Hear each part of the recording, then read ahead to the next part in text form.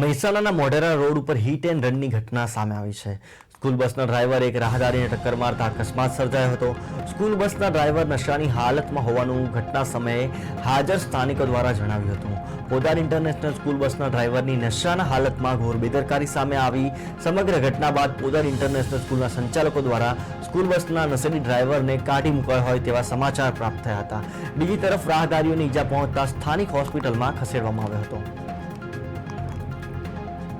જે સ્કૂલમાં બસ ટ્રાન્સપોર્ટનો યુઝ કરવામાં આવે છે કે અલગ કોઈ બીજા વ્હીકલથી ટ્રાન્સપોર્ટનો બચ્ચાઓને ટ્રાન્સપોર્ટ કરવામાં આવે છે, તો આવા સ્કૂલના સંચાલકો સાથે અને તેના ટ્રાન્સપોર્ટના જે એજન્ટ્સ છે તેમની સાથે પોલીસ અલગથી મિટિંગ કરી અને આ બાબતને ગંભીરતાથી તેઓને સમજાવવામાં આવશે અને કયા કયા સેફ્ટી ફીચર્સ, કયા કયા સુરક્ષાના પ્રબંધો તેમને કરવાના રહે છે તે બાબતે અને આવા તે લોકો જે ડ્રાઈવર કે સ્કૂલ બસની અંદર કામમાં બીજા માણસો જે રાખે છે તેની પણ હિસ્ટ્રી ચેક કરી અને યોગ્ય માણસોને જ રાખવામાં આવે તે મુજબનું એક ચોક્કસ ડ્રાઈવનું આયોજન પોલીસ દ્વારા કરવામાં